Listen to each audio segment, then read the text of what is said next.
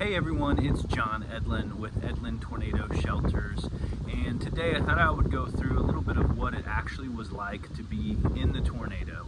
Let me bring you back to the tornado that I survived, which was in Nashville on March 3rd, 2020. It was at 1 a.m. in the morning, and we weren't expecting that. We weren't even expecting severe weather. In fact, if you go back and look at the radar and the projections for what was going to happen that night, the tornadic cells that were supposed to start forming later, on the night of March 2nd, were supposed to go up to Kentucky. But instead, there was kind of this rogue cell that just kind of dropped down south and just went straight east. And, that was just something that nobody knew. While my wife and I even watched the 10 o'clock news, and there was like, a small chance of severe weather, but no like high warning, don't go to sleep without turning on your alarms and all that kind of stuff, like there is sometimes. And so this was just a rare situation. It's early spring. We're not even really in like the depths of tornado season yet. And here we are with tornado sirens going off, and my phone was the first alert, right? So I'm laying in bed, of course, sleeping, and my phone goes off and it says, "Tornado warning, seek shelter immediately." And even then, I'm a little confused because I wasn't expecting anything like this. So I got up and kind of shuffled over to the TV, turned on the TV to see the meteorologist. At that point, like, there is a confirmed tornado on the ground downtown Nashville heading directly east. And I'm 10 miles directly east of downtown Nashville. So I'm like, okay, well, let's take this seriously. The tornado sirens weren't going off yet. I went and woke up my wife and I said, "There's a tornado warning. Let's go ahead and put the kids in the hallway, in the innermost part of the house, away from windows." We didn't have a basement, so this was the best place for us to go. And we were thinking we were going to kind of ride out the tornado warning, right? We'd done this before, and no big deal. But we got the kids. My daughter was 7 years old at the time. My wife grabbed my 5-year-old son, and we went ahead and put them in the hallway, kind of on a pallet that we had put together. But honestly, time was of the essence, and we didn't know that, but this was about 5 minutes later. We had kind of gotten them into the hallway. My wife was actually sitting in the hallway cross-legged with my 5-year-old son in her lap, and then my daughter was laying down on some pillows and blankets, and both of them were actually asleep. They kind of woke up, you know how it is as a kid, 1 a.m., kind of woke up and then just fell asleep in my wife's lap and fell asleep back on the floor. And I went to check on the weather one last time just to kind of see where this tornado was headed. And as soon as I did that, to kind of peek out the hallway and look at the TV, all the lights went off. I can hear the loud, deep roar of this tornado. And I just looked at my wife and I said, "It's coming." And again, the kids are kind of asleep. They don't hear it.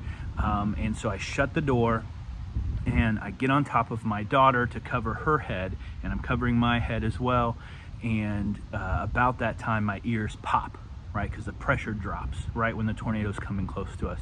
And then all the windows pop, pop, pop, pop, pop, pop, pop.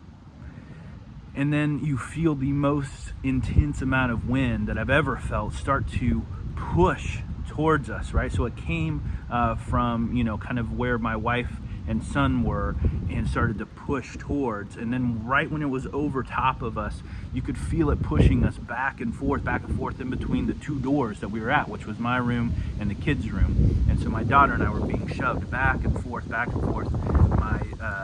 My wife and my son were up against kind of a wall, right, that was in the hallway, and they were fine and actually didn't feel that. But my son even says he remembers seeing glass kind of being thrown underneath the doors, and just that loud noise that your mind really can't process. And again, you can go back to some of these documentaries, some of this footage where people were filming while they were in the tornado. I didn't even think to start filming because I'm just holding on for dear life, right? And so that is what is happening in that moment, is this force that is stronger than anything I've ever felt in my life, trying to literally suck me out of the house, trying to rip the door behind me away. And then I can just imagine myself as I'm there. I can imagine, I'm like, if this door gives way, I'm going to be sucked out and I'm going to be thrown into the front yard. And I just said, God, like, keep my family safe, keep my daughter here, and if I need to be thrown out into the front yard, that's okay, but just keep them safe. And as soon as I thought that, there was kind of one last big pull, and this is the tornado going over us and then kind of going past us, and there's that last suction that happens, and you can see it in security footage of tornadoes and that kind of thing, where as a tornado goes by, there's that last pull where it sucks everything back into it. And I really felt like when you're on an inner tube on the back of a boat and you feel that force and you're just like, oh, and you get let go and you feel like you're just going to be thrown. That's what I felt like. I felt like I can't hold on anymore. This last suck, this last pull was going to be it for me. But I held on, and it left, and it would be like somebody stopping the boat. And it was just complete silence. And you could smell propane, you could smell broken wood and mud. And my back was burning from all the insulation. There was so much insulation, right? Like when walls get torn apart, there's that insulation, little tiny pieces of fiberglass that get thrown around, and they were all up and down my back, just burning my back that had gone underneath my shirt. But I looked around and everybody was safe. We were all in shock, and the kids honestly were still kind of halfway awake, like, was this a dream? What's going on? Even to this day, when they talk about it, they don't remember it that well. They kind of just felt like it was a little bit of a dream. They can't pinpoint like what it sounded like or what it felt like necessarily. And so we're all just in shock, wondering, what do we do now? There's not a guide for this, a script for this, right? So you think back to maybe what you had seen in movies when people go through a natural disaster, and so you say, okay, I'm going to call 911. And so luckily I did have my phone in my pocket, and everybody was okay, but we still just needed to get out of that house because it was evident that it was completely unsafe. I mean, I'd open up the door to our kids' room and the walls are gone, the ceiling's gone. I open up the door to to my wife and I's room, and the wall's gone, the ceiling's gone. I mean, it was evident that this house was literally falling apart all around us. When I opened up the door to the dining room, glass everywhere, all the windows shattered, all over the house, just glass everywhere. And so we needed help. We needed to be able to get a hold of somebody who could help us. And so we called 911, and it was busy because the tornado had just gone through downtown Nashville. And so they were all helping downtown Nashville people, right?